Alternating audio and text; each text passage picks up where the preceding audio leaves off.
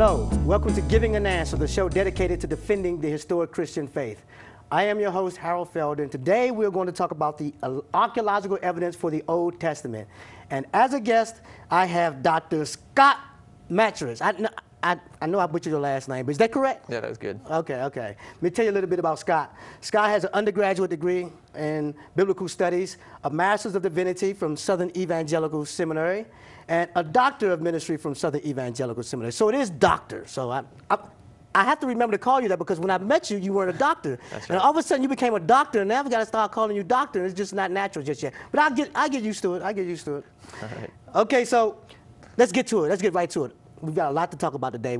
You've got some very interesting slides. You're going to show us some PowerPoint stuff, and it's going to be really, really good. So let's get right to it and I'm going to ask you, Scott, what is archaeology? Well, archaeology is simply the study of past civilizations. Okay, well, that's pretty straightforward. So how does archaeology in itself prove the Bible? No, you can't prove the Bible in a mathematical formula way, like 2 + 2 = 4, like a mathematical certainty, but you can show that the Bible is historically reliable. Okay, now let's get to the good stuff. Let's show us some of the evidence that you have to corroborate the Old Testament. Okay. All right, this is what I'm looking for. This is it.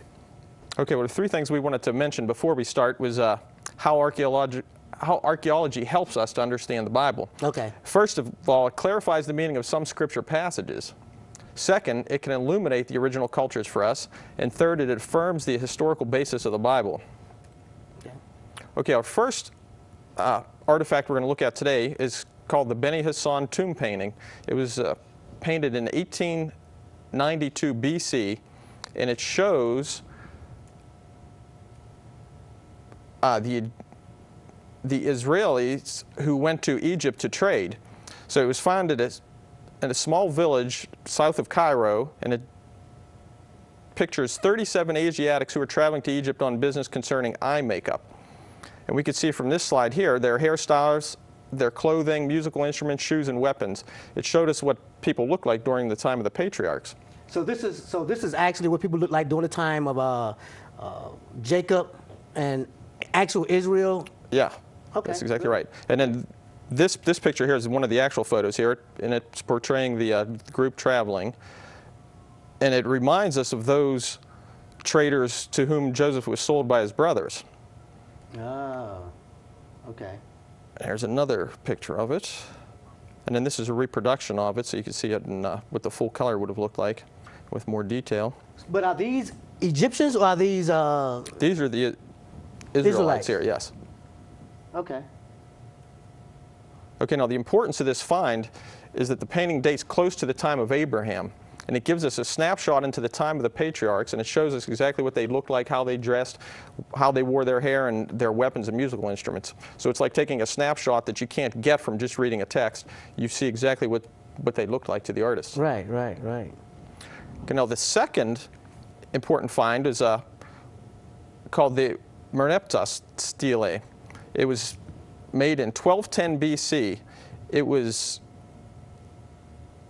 discovered by Sir Flinders Petrie. He was and it tells you on there many different things, but it talks specifically about the son of Ramses II. And who was Ramses II? He was one of the pharaohs of Egypt. Okay. Now, was he the one that we hear about when Moses had the confrontation with Pharaoh? Was that him? Yeah, that's what a lot of people say. That's right. Okay. Yes. And the biggest importance for us is that it has the earliest extra-biblical reference to Israel, and it's from 1210 BC. And here is a close-up of the worn spot is where it actually says Israel in the Egyptian hieroglyphics. So the importance of this find is that it's the earliest known extra-biblical reference to Israel, and it demonstrates that Israel was living in the Promised Land at that time, and that their entrance to the Holy Land, into the land, had already taken place by 1210 BC. That's very interesting, and that's very good, because there are people today who will even say that the Israelites never really lived in Israel. That was just something that came up later on, but they never lived there. And I know some people, I'm very close to some people who actually believe that. And this is evidence completely shooting down that whole theory. Exactly. So that's why it's so important for us today as biblical scholars. Now the third find we're going to look at is the Moabite stone, and it was created in 852 BC, and it was discovered in 1868. It had some damage on it, as you can see from this photo, and they reconstructed it, so this is with the original parts. And the importance of this find is that it contains biblical names such as King Omri, as we see in the Bible in 1 Kings 16:28. And ever since they found this, the scholars have not doubted the historicity of Omri simply because he was listed on the stone. It's that important. And this then helps to demonstrate the reliability of the Old Testament. Right. Okay, the next find is called the David inscription, and it was created in 850 BC, and it was only discovered in 1993, so it was only 12 years ago they discovered this.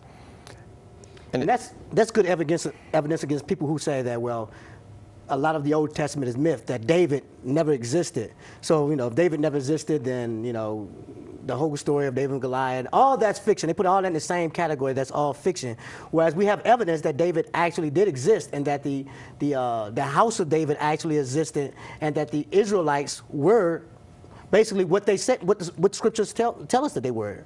Yeah, exactly. I mean, this shows that we can trust the Bible, and it gives us, extra reliability in the scriptures. This particular find contains 13 lines of text regarding the house of David. And there's a close-up and even more close-up shot, so you can see the writing. Now, the importance of this find, it's the first reference to King David found outside of the Bible. So it shows that he was a historical figure, and right. that he had great importance in that time. Right. Because they don't just write things about any old Joe Blow. No, that's right. We won't be on any obelisks or anything like that. 1,000 years from now, no one will know. That's right. Clue on who we were. Okay, the next find is called the Black Obelisk. It was created in 850 BC, and it was discovered in Iraq. It's a four-sided limestone pillar about 6.5 feet high, and it has different inscriptions and then also bas relief figures. And here's a close-up of one side of it, and it shows, that picture shows King Jehu, the Israeli king, bowing and giving tribute to the Assyrian king, Shalmaneser. And this is all in context, or all in line with what the scriptures say. I mean, the scriptures actually tell us this story, and this is evidence basically backing up the biblical account of the events. That's right. A lot of these things I'm showing you today have, the secular sources, like from this kind of thing, that parallel the biblical record. So we could see that, the secular people were saying that at the right. time, and then the biblical writers were also saying it at the same time. So they confirm one another. And that's a good point. The fact that these are not artifacts that are Jewish or Christian. These are artifacts that come from secular, other civilizations that confirm what the Bible says. Yeah, that's exactly right. So, you can't say that, you can't charge the Israelis with creating this or something. Right. This is something that another king from another country, created to brag upon himself, and it just by chance, mentions Israel and other civilizations that he conquered. Right. And on this part of the obelisk, it shows you the Israelites bringing tribute to the king. So you can see them carrying their different valuables and giving it to Shalmaneser. And then this close-up shows the bearded Israelite King Jehu, who's escorted by the Assyrians, bowing down to the ground before Shalmaneser. And then the inscription reads, "Tribute of Jehu, son of Omri, silver, gold, a gold bowl, a gold vase, gold cups, gold pails, tin, a royal staff, and spears I received from him." So there is no doubt as to what that actually depicts. Because someone may say, well, that could be anything. But no, it actually says exactly what it's about. That's right. Yeah, so you see the graphic representation of the tribute paid, and then you also see the inscription. Right. So now the importance of this find is it's the only known picture of an Israelite king, and it strengthens the Bible's credibility by having another source confirming Jehu's reign. Okay, this next artifact is it's an ivory pomegranate that was created 800 to 750 BC in that time period. And it was found in Jerusalem in an antiquities shop rather than where it would have belonged in place. It's only 1 3/4 inches high and 1 inch in diameter, and it was very likely used in the Temple of Jerusalem. And here's the inscription, and it says, actually on the inscription, it says, belonging to the temple of the Lord, holy to the priests. And the inscription goes around the top of the artifact. And the importance of this find is it contains the divine name of God. It contains, Yahweh right on there. And it could have been used in the temple, as I said. So it's one of the few, or it's one of the only things that has ever been found that was probably used in the temple. Right. And we're talking about, you said like 800 something BC. Yeah, that's This right. was like when Israel was at its heyday. Yeah. Because in 722 is when the Israel fell. So this was in its heyday. This is right. when Israel was Israel. Yep. Okay, the next interesting thing we're going to look at is called Hezekiah's Tunnel, and it was created around 705 BC. And this is a scriptural reference in 2 Kings 20:20 that tells us about it. It says, now the rest of the acts of Hezekiah and all his might, and how he made the pool and the conduit and brought water into the city, are they not written in the book of the Chronicles of the king of Judah?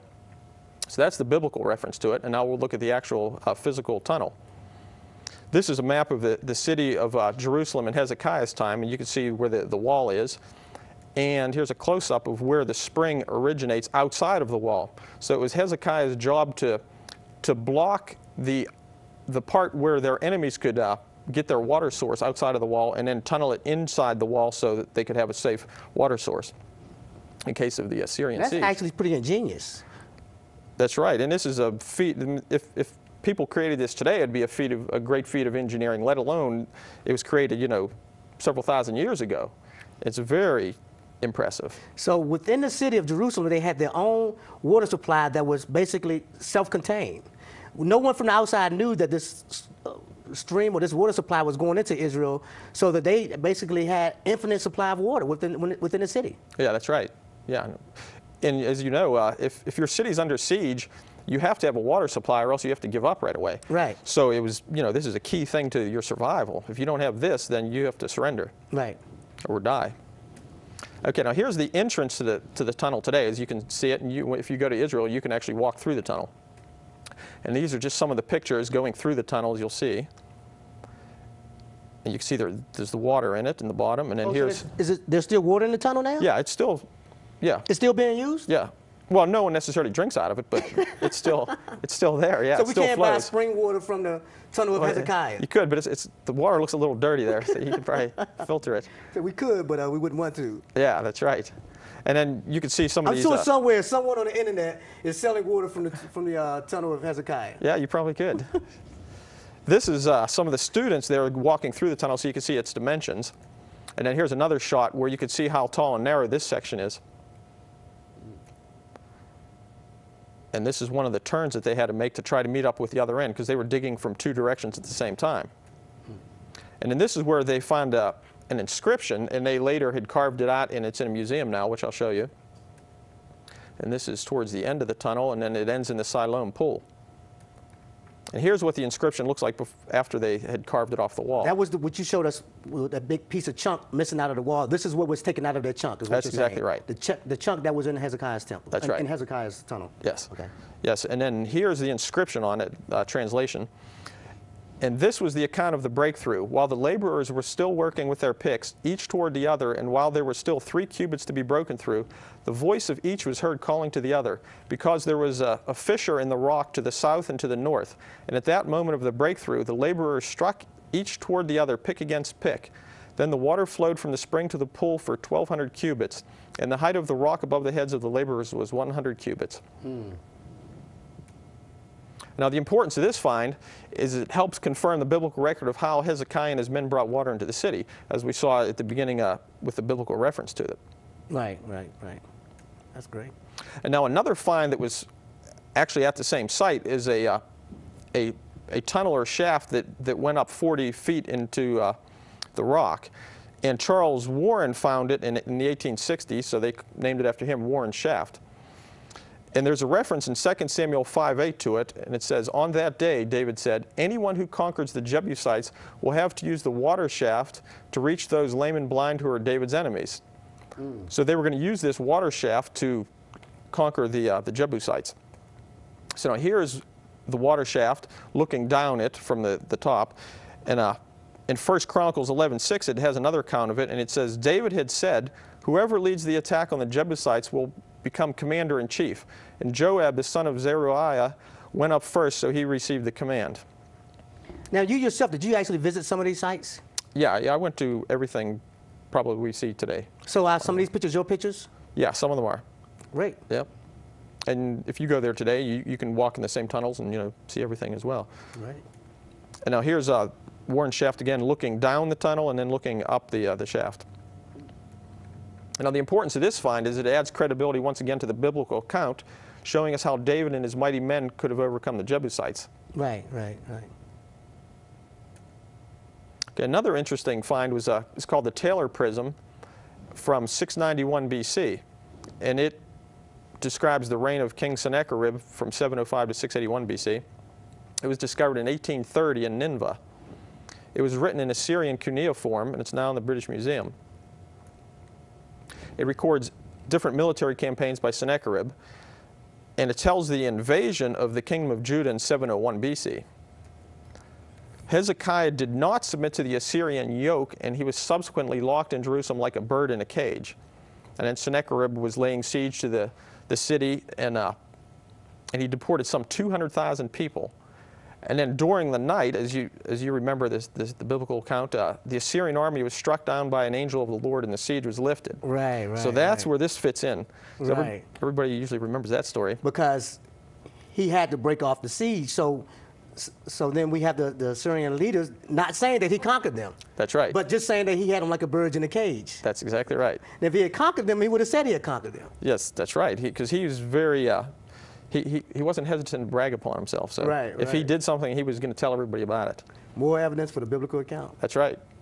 And then another interesting point on this is Sennacherib was later killed by his own son in 681 BC.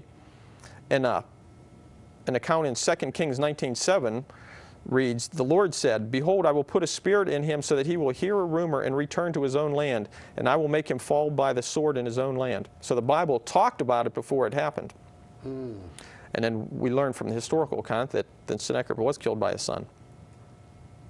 And then this is another prism of Sennacherib created in 689 BC, and it's very similar to the one I just described. It talks about the annals of Sennacherib, king of Assyria. And so these prisons were basically like history accounts, historical accounts? It was like a record that a king would make, so that everybody knew what he did and how great he was, and it would tell about, his different victories and things that he did.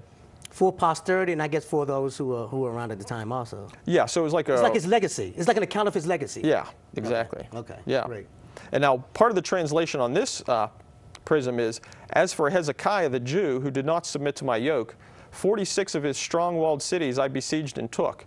200,150 people, great and small, male and female, I brought away from them and counted as spoil. Himself," speaking of Hezekiah, "like a cage bird I shut up in Jerusalem, his royal city." So that's before his army was decimated and he had to leave. Right. By the angel of the Lord. That's right. So now the importance of this find, or these two prisms, shows that they agree with the Bible and that they did not defeat Jerusalem, as we said. And the Bible and the prism agree that Hezekiah gave tribute of gold, silver, and precious stones, as we see in 2 Kings 18. So this vividly demonstrates the reliability of the biblical record. Right. It's not fairy tales. It's actual history. The Bible can be relied upon in everything that it teaches. And this is further evidence of that. That's exactly right. Now another find is called the Silver Scroll, and it was created in 586 BC, and it sort of looks like a rusty burrito or something here, but you'll see here in some other pictures. It was discovered in 1979 by Gabriel Barkai, and he found two small amulets that were like necklaces, and they contained these silver rolled up sheets. And then there's a diagram of how they were rolled up, and then as they unrolled them, they could see that the writing on the silver sheets. And And what it was a priestly blessing from in Hebrew letters on a tiny sheet of 99% pure silver, and it's only 3.8 inches long. And you said 99% pure silver? Yes. Wow. So it was very expensive at the time, I imagine. And it was rolled up and worn around the neck as an amulet. And then there's another close-up of some fragments of it. Okay, now the actual inscription says, as translated, the inscription says, "May Yahweh bless and keep you. May Yahweh cause his face to shine upon you and grant you peace." And as you know, that's a parallel reference to Numbers 6:24 to 26, which says, "The Lord bless you and keep you. The Lord make his face to shine upon you and be gracious to you. The Lord lift up his countenance upon you and give you peace." And what year is this? What year was this? Is this dated to? 586 BC. Okay, okay. So in 586 BC, we actually have corroborating evidence that the Old Testament was in written form. Yeah, that's that it right. existed as a written document. Yeah, at least the book of Numbers you could prove. You know? Right, right, yeah, right. That's right. And here's the inscription. This contains the divine name Yahweh, as I had said on the other artifact. And it's written from right to left. You have the Yod He Vav He, which spells Yahweh. And the importance of this find is that it's the first instance of God's divine name on an artifact from Jerusalem. And it dates to around 600 BC. So it's one of the oldest examples of scripture that have been found. Wow. Yeah, that's good. Okay, our next find is a cylinder of Nabonidus. And it was created sometime around 556 to 539 BC. And it was found in Basra, Iraq. And it refers to King Belshazzar, which is referred to in Daniel 5. And there's a close-up of what it looks like. And it's amazing that they find these things in such good condition. And here's a Rembrandt interpretation of what King Belshazzar saw was the writing on the wall. Now the importance of this find is, until 1854, Belshazzar was thought by some scholars to be a figment of the writer's imagination. So then Belshazzar was actually the son of Nabonidus and the co-regent in Babylon at the time. So and this records Cyrus's defeat of Nabonidus and his capture of Babylon. But hasn't that happened in a number of instances where the critics will say that this couldn't have existed, or these people couldn't have existed, for instance, the Hittites? Well, they never existed. We never found any evidence of them. And then we find the whole library of the Hittites. So a lot of times, the archaeological evidence actually confirms the Bible on a number of occasions. And as a matter of fact, if people would actually look at it as a historical record, I believe some archaeologists actually have. They've actually used it as a guide, yeah, and it's proved very fruitful. Yeah, that's right. Yeah, some people do use it as a guide to where a city may be, or something, or a tell, you know, an ancient civilization that had been destroyed and covered over. Right. So they'll use it as a map, or a starting place at least, to help them find what they're looking for. Right. Okay. Okay, now I mentioned Cyrus, and then this is a Cyrus cylinder that was created in 539 BC. It was found in Babylon. Cyrus was the king of Persia from 559 to 529 BC. And it has Akkadian text inscribed on it. And this is an interesting quote from him that's on the cylinder. It says, "I am Cyrus, king of the world, great king, legitimate king, king of Babylon, king of Sumer and Akkad, king of the four corners of the earth." That guy wanted you to know that he was king. That's right. That he was in charge. That's right. He didn't have a problem with bragging either. So now, one of the things that you probably know from the Bible is, you know, when Cyrus issued the decree to go back and rebuild the temple. Right. So now this is a passage here from 2 Chronicles 36 that tells about that. Now in the first year of Cyrus, king of Persia, in order to fulfill the word of the Lord by the mouth of Jeremiah, the Lord stirred up the spirit of Cyrus, king of Persia, so that he sent a proclamation throughout his kingdom and also put it in writing, saying, "Thus says Cyrus, king of Persia, the Lord, the God of heaven, has given me all the kingdoms of the earth, and he has appointed me to build him a house in Jerusalem, which is in Judah. Whoever there is among you of all his people, may the Lord his God be with him, and let him go up." So now the importance of this find is it verifies that Cyrus encouraged the rebuilding of the temple in Jerusalem just as Isaiah had prophesied. Right. Hundreds of years before it happened. And what's interesting about that prophecy is that Isaiah mentioned Cyrus by name. Yeah, that's right.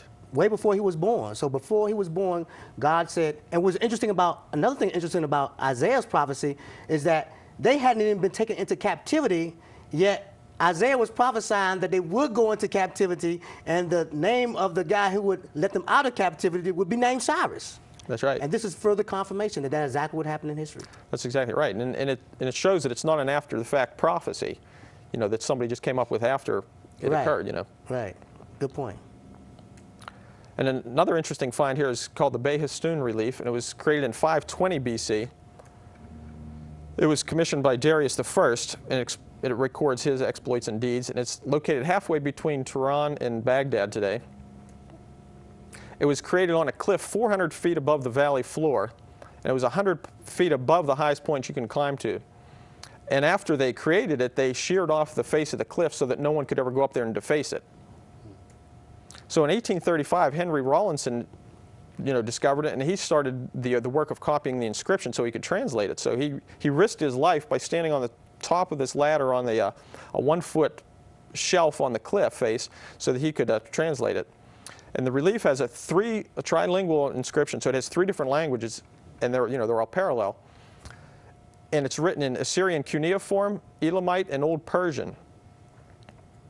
So the scholars went from Persian to Elamite and then to cuneiform, and then therefore the code of cuneiform was cracked. So the importance of this find is simply that cuneiform could now be understood. So a lot of those other records I showed you could now be translated, and we know what they say. Right. That's great. Scott, Dr. Matscherz, but we've come to the end of the show. I know it seems like we've only just sat down, but we've come to the end of the show. So that will do for this episode of Giving an Answer. Be sure to join me again next time. And until then, goodbye and God bless.